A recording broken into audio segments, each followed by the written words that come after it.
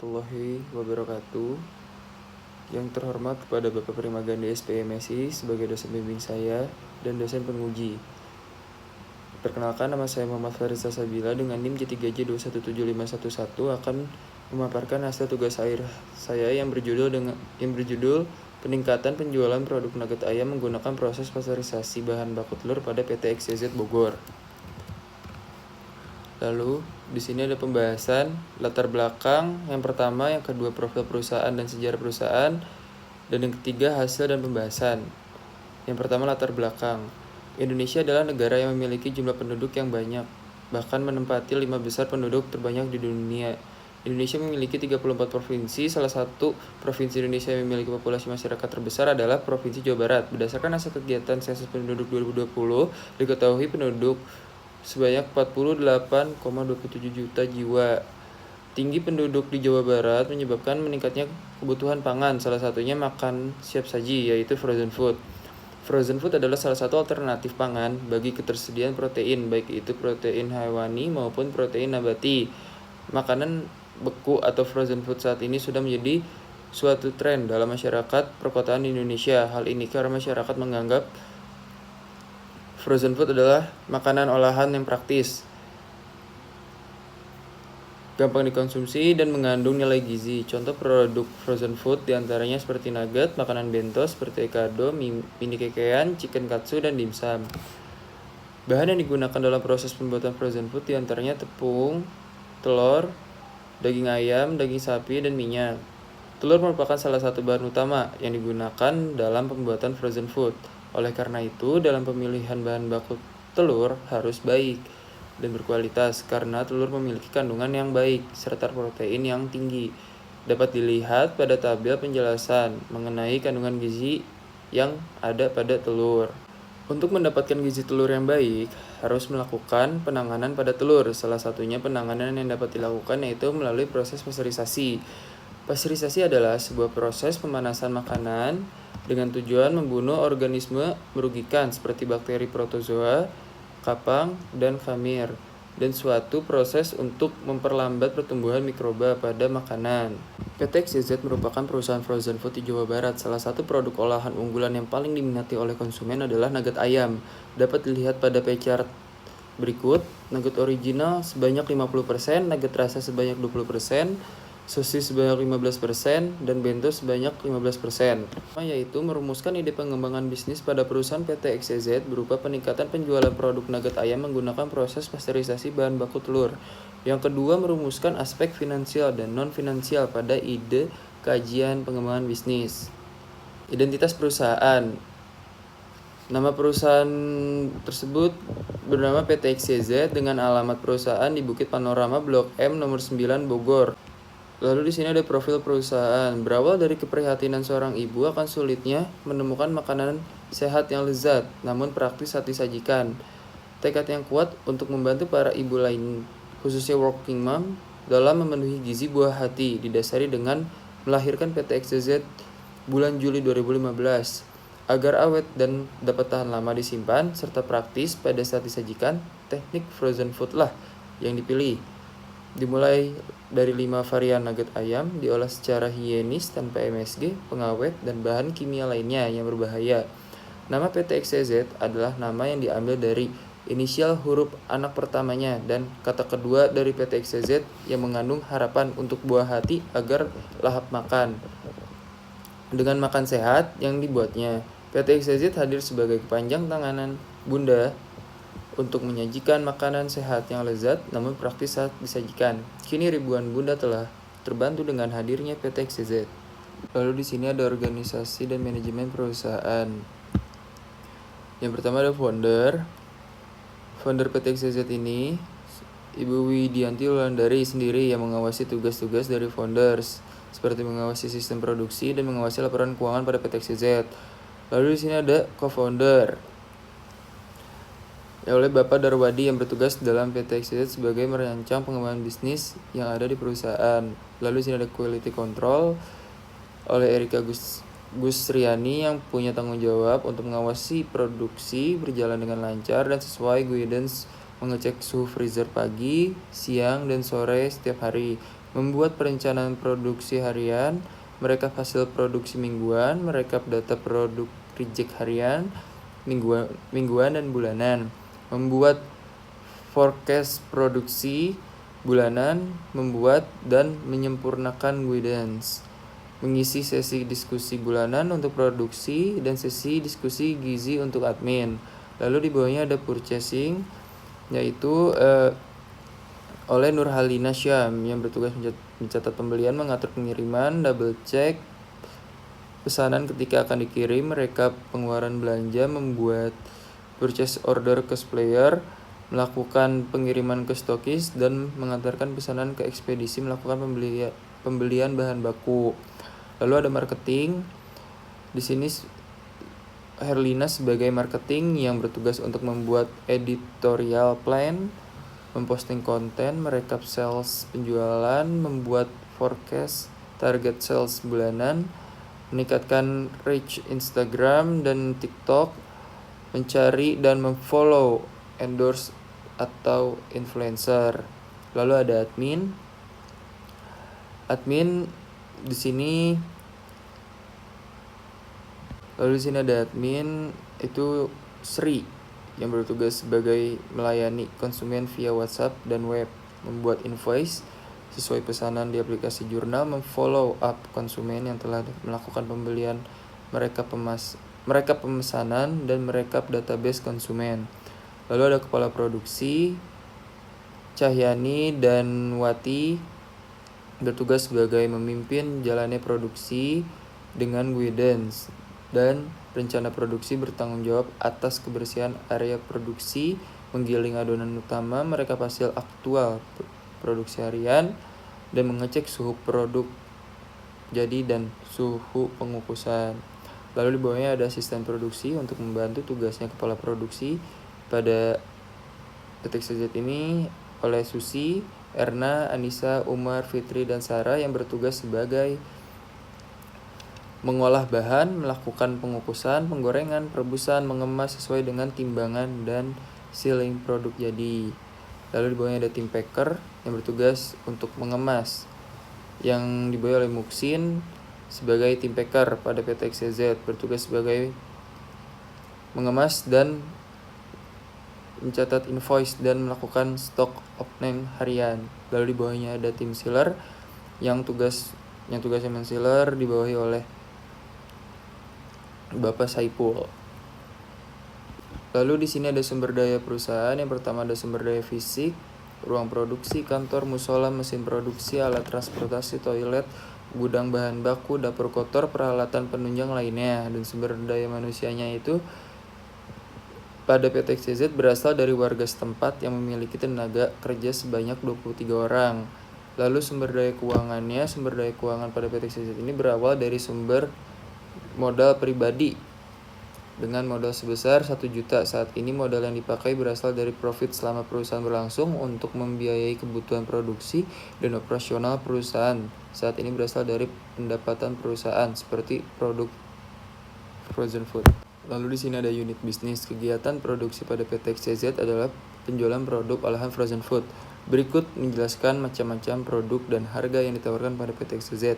Yang pertama yaitu ada nugget ikan dori, yang kedua chicken katsu, yang ketiga mini kekean, yang keempat bakso sapi, yang kelima sosis sapi, yang keenam nugget ayam cheeseburger carrot, yang ketujuh bakso ayam, yang kedelapan nugget cheesy melt, yang kesembilan sosis ayam, yang ke-10 chicken shrimp roll, yang ke-11 ada nugget ayam original, ada dimsum udang, egg chicken roll, dan yang terakhir yaitu nugget daging sapi.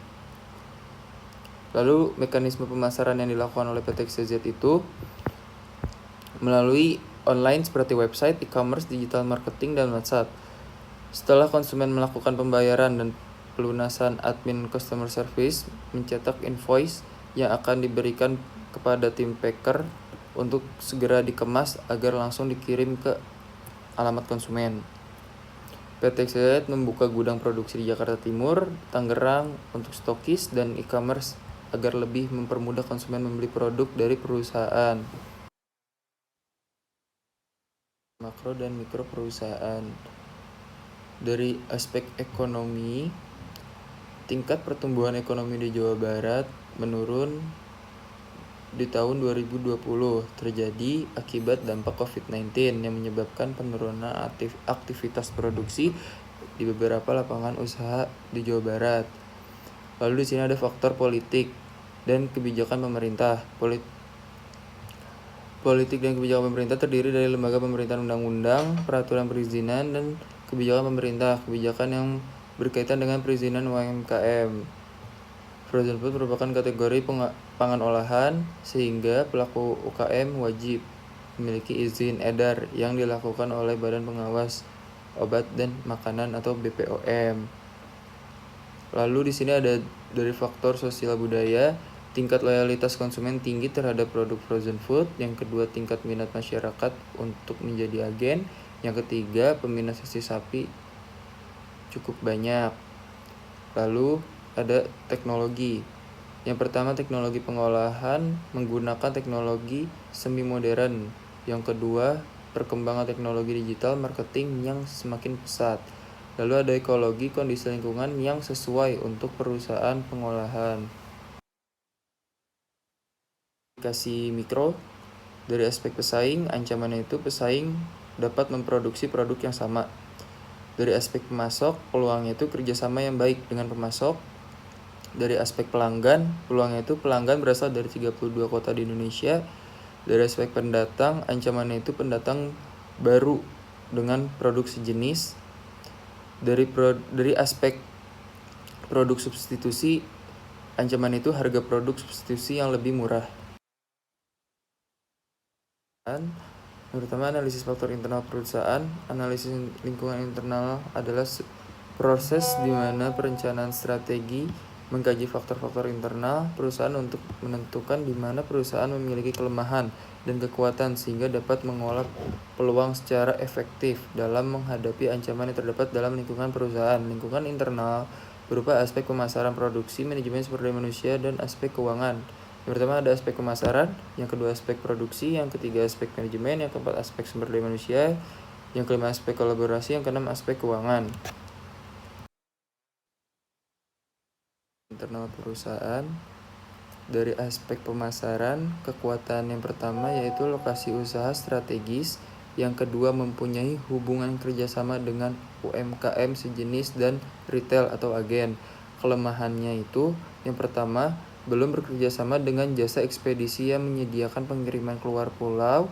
Yang kedua, pemasaran melalui platform TikTok belum optimal. Lalu dari aspek produksi, yang pertama memiliki beragam varian produk yang terbuat dari bahan berkualitas. Yang kedua, produk dapat dikonsumsi oleh balita mulai umur 8 bulan. Dari kelemahannya, yang pertama, belum optimalnya inovasi produk olahan dari daging sapi. Yang kedua, lokasi dan lahan belum sesuai dengan syarat pendirian pabrik. Yang ketiga, belum adanya penanganan khusus pada bahan baku telur. Lalu dari aspek manajemen, kekuatannya yaitu manajemen sumber daya manusia sudah terstruktur dengan baik. Dari aspek sumber daya manusianya, pembagian tugas dan tanggung jawab sudah sesuai dengan keterampilan pekerja. Dari aspek kolaborasinya, kekuatannya yaitu berkolaborasi dengan supplier telur untuk memenuhi stok minimum perusahaan. Dari aspek keuangan, kekuatannya pencatatan keuangan sudah menggunakan aplikasi jurnal. Lalu di sini ada rumusan pengembangan bisnis. Analisis SWOT mendapatkan 4 alternatif strategi perusahaan dapat menggunakan alternatif tersebut untuk melakukan pengembangan bisnis. Alternatif strategi yang dipilih dalam upaya peningkatan nilai jual pada PT XYZ yaitu melakukan pasteurisasi telur. Ide pengembangan bisnis ini diperoleh berdasarkan analisis SWOT yang mengkombinasikan antara kekuatan weakness dan peluang atau opportunity, yang menghasilkan alternatif strategi yaitu meningkatkan nilai jual produk olahan nugget ayam dengan menggunakan proses pasteurisasi telur. Lalu dari alur pengembangan bisnis PT XYZ, permasalahannya bahan baku telur ayam yang langsung digunakan tanpa dibersihkan. Faktor internalnya belum adanya pengembangan khusus pada bahan baku telur. Faktor eksternalnya yang pertama tingkat loyalitas konsumen tinggi terhadap produk frozen food. Yang kedua teknologi pengolahan semakin modern dan mengikuti perkembangan zaman. Yang ketiga tingginya minat masyarakat untuk menjadi agen di setiap daerah. Ide pengembangan bisnis ini meningkatkan penjualan produk nugget ayam melalui proses pasteurisasi telur. Perencanaan aspek finansial dan aspek non-finansialnya, apabila layak dilaksanakan, apabila tidak layak dievaluasi. Lalu selanjutnya ada rencana pengembangan bisnis. Perencanaan produknya itu, pengembangan bisnis ini yang akan dilakukan oleh PT XYZ yaitu menerapkan proses pasteurisasi telur pada bahan baku pembuatan nugget ayam. Proses pasteurisasi telur bertujuan untuk meningkatkan nilai jual produk olahan nugget ayam. Selain itu, proses pasteurisasi telur juga meningkatkan masa penyimpanan telur. Lalu dari penjualan produk nugget ayam setelah pengembangan pada PT XYZ diasumsikan berdasarkan selisih persentase penjualan nugget ayam pada tahun 2019 dan 2020 sebesar 10%. Untuk itu, penjualan nugget ayam setelah pengembangan diasumsikan meningkat dari jumlah 4.710 piece menjadi 5.250 piece. Pada tabel berikut, data penjualan nugget pada PT XYZ dari tahun 2018, jumlah penjualan sebesar 4.650, dari tahun 2019 sebesar 5.400, dari tahun 2020 sebesar 4.710. Produksi, kebutuhan sarana dan peralatan berfungsi untuk menunjang proses produksi. Peralatan produksi yang digunakan yaitu untuk proses pasteurisasi telur dan pembuatan nugget ayam. Peralatan yang digunakan untuk proses pasteurisasi telur diantaranya panci, air, kompor gas, termometer, baskom, dan saringan. Peralatan yang digunakan untuk proses pembuatan nugget ayam diantaranya mangkok, sendok, ukur, bowl cutter, meat grinder, steamer, freezer, loyang vacuum sealer, timbangan, dan bahan pendukung lainnya. Pengadaan bahan produksi, kebutuhan bahan baku dibutuhkan sebagai bahan-bahan campuran. Dalam pembuatan nugget ayam, kebutuhan yang diperlukan terdiri dari bahan baku utama yaitu daging ayam dan bahan pendukung lainnya seperti pada tabel 14 berikut. Yang pertama ada baking powder, bawang bombay, bawang putih bubuk, garam, gula, jahe segar, kaldu bubuk, kecap ikan, lada, maizena, minyak sayur, minyak wijen, oatmeal, susu, tapioka, telur ayam, tepung roti, dan terigu. Lalu di sini ada proses produksi. Proses produksi dalam peningkatan penjualan nugget ayam menggunakan proses pasteurisasi bahan baku telur terbagi menjadi 2 proses. Tahap pertama yaitu proses pasteurisasi telur, kemudian dilanjut ke tahap kedua yaitu proses pembuatan nugget ayam. Tahap pembuatan pasteurisasi telur, yang pertama siapkan telur dengan suhu ruang, yang kedua persiapkan peralatan, yang ketiga rendam telur dengan air biasa, yang keempat panaskan, rendam telur hingga suhu 60 derajat Celcius. Pertahankan suhu selama 3-5 menit. Selanjutnya bilas telur dengan air dingin. Lalu yang terakhir simpan telur yang sudah dipasteurisasi ke dalam gudang bahan baku dengan suhu ruang. Lalu selanjutnya proses pembuatan nugget ayam. Yang pertama, persiapkan bahan baku dan peralatan, lalu giling daging ayam. Campurkan semua bahan baku, aduk semua bahan baku hingga mendapatkan tekstur yang sesuai. Selanjutnya, memasukkan adonan ke dalam loyang. Lalu masukkan loyang yang berisi adonan ke dalam steamer selama 35 menit. Lalu angkat dan diamkan pada suhu ruang selama 45 menit. Lalu potong adonan. Selanjutnya, balurkan adonan pada tepung panir. Masukkan adonan yang sudah dibalur tepung panir ke dalam freezer selama 12 jam. Lalu tahap terakhirnya yaitu pengemasan nugget. Lalu di sini ada perencanaan pemasaran. Yang pertama, permintaan pemasaran. Data permintaan produk nugget ayam menggunakan bahan baku telur pasteurisasi ini diperoleh berdasarkan permintaan produk nugget ayam pada tahun 2020 yang berasal dari total 30 agen yang telah bekerja sama dengan PT XYZ berdasarkan permintaan produk nugget ayam pada tahun 2020 yaitu sejumlah 4.710 piece.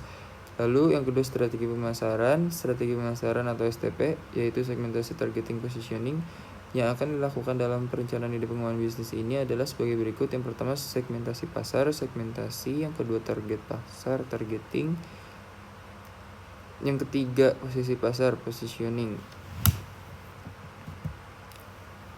Lalu perencanaan pemasaran, bauran pemasaran 4P yang akan dilakukan dalam perencanaan ide pengembangan bisnis ini adalah yang pertama produk.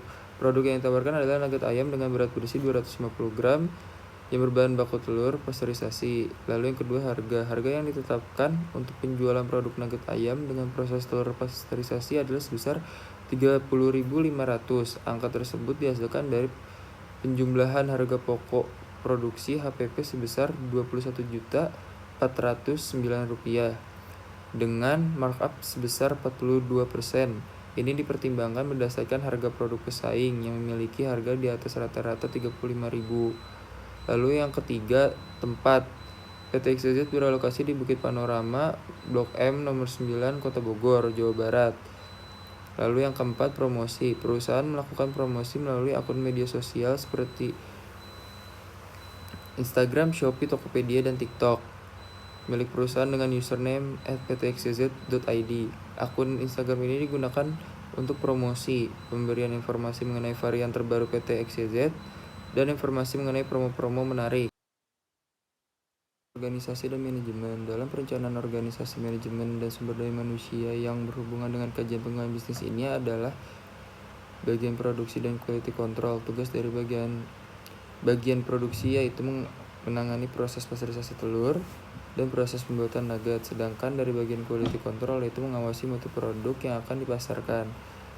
Lalu di sini ada perencanaan sumber daya manusia. Terdapat beberapa spesifikasi sumber daya manusia untuk menjadi bagian produksi dan quality control, yaitu pria atau wanita yang memiliki pengetahuan mengenai produk yang akan diproduksi dan mengetahui standarisasi mutu produk.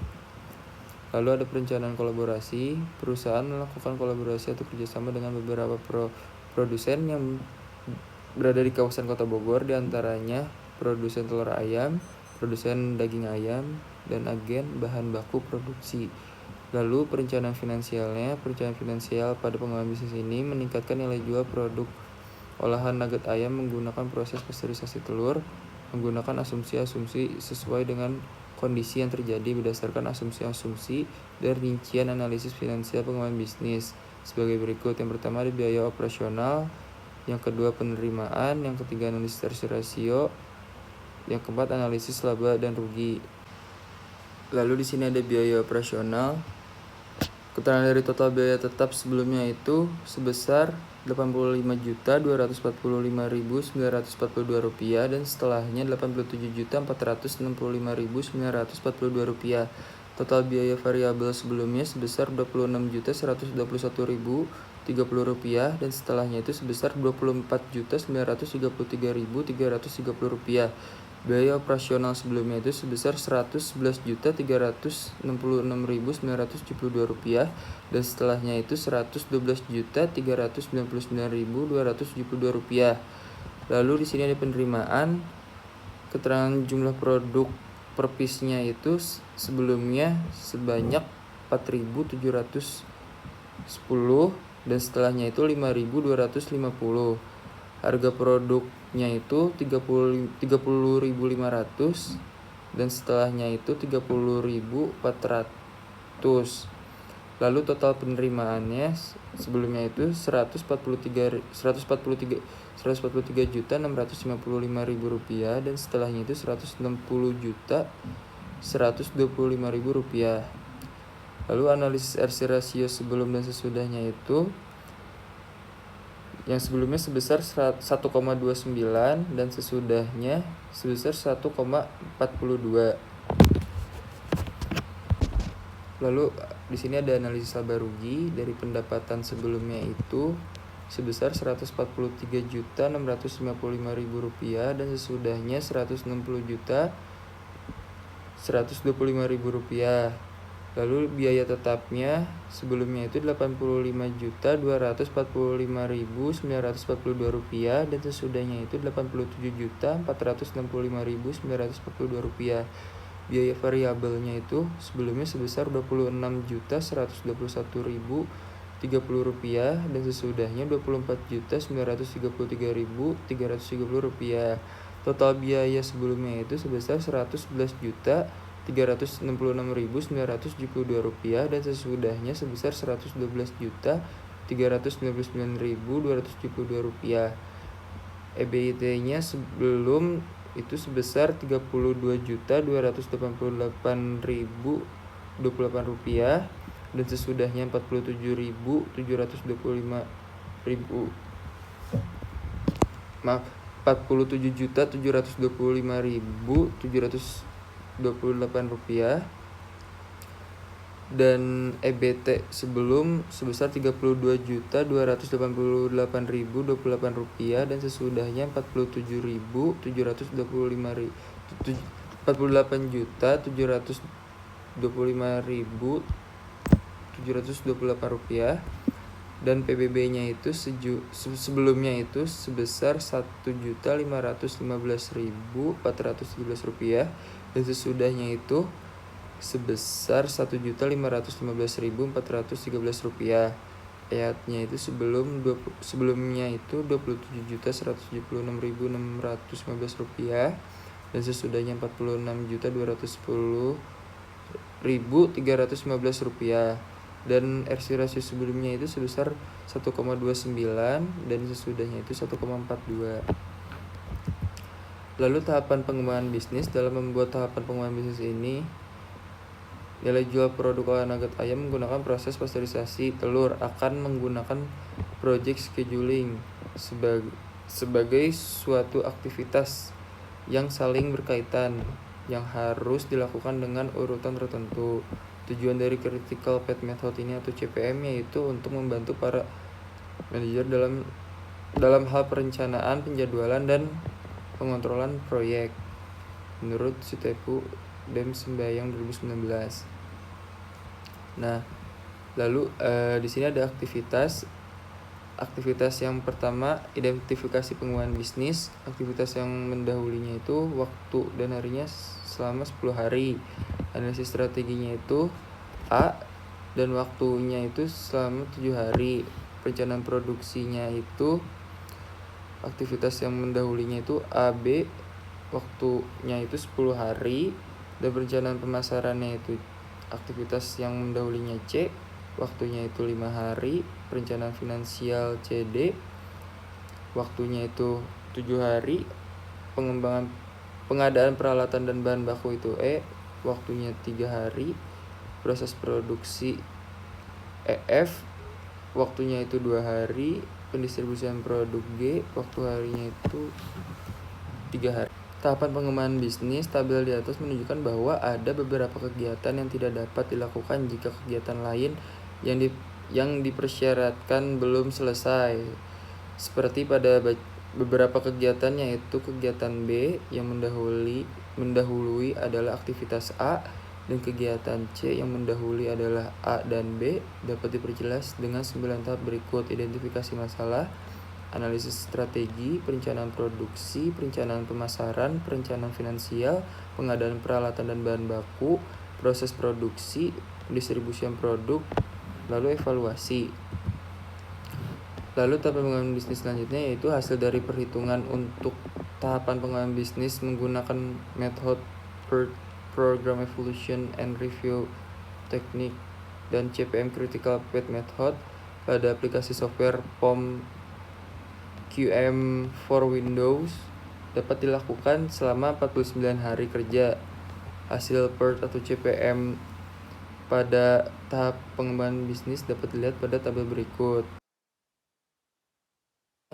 yaitu menunjukkan aktivitas yang dilakukan dalam pengembangan bisnis meningkatkan nilai jual produk olahan nugget ayam dengan proses pasteurisasi telur. Pada tabel 19 menunjukkan perkiraan waktu penyelesaian proyek ini, yaitu A, B, D, E, G, H, I. Aktivitas tersebut harus dilaksanakan sesuai waktu yang direncanakan. Adapun alur tahapan pengembangan bisnis dapat dilihat pada gambar 9 yang ada di bawah ini. Lalu di sini ada simpulan. Yang pertama, PT XYZ merupakan usaha yang bergerak di bidang perdagangan yang telah beroperasi selama 6 tahun, yang dimulai pada tahun 2015. Bidang perdagangan yang dimaksud adalah penjualan produk frozen food. Perusahaan menawarkan berbagai macam varian produk olahan, diantaranya nugget, sosis, bakso, dan makanan bento. Struktur organisasi pada perusahaan ini sudah terstruktur sesuai dengan keterampilan, sehingga tugas dan tanggung jawab setiap karyawan sesuai dengan job desk masing-masing. Dan yang kedua, dalam menerapkan pengembangan bisnis ini, perusahaan menggunakan strategi pemasaran STP, segmentasi, targeting, positioning, dan bauran pemasaran 4P, product, price, place, promotion. Pengembangan bisnis ini layak dijalankan setelah menganalisis aspek non-finansial dan finansial perusahaan. Berdasarkan aspek non-finansial perusahaan terdiri dari aspek pasar, aspek pemasaran, aspek produksi, aspek organisasi, manajemen, dan sumber daya manusia, serta aspek kolaborasi. Ide pengembangan bisnis ini layak untuk dijalankan berdasarkan aspek finansial yang telah dikaji dengan metode laporan laba rugi dan RC ratio. Ide pengembangan bisnis ini meningkatkan nilai jual produk ini layak dan menguntungkan.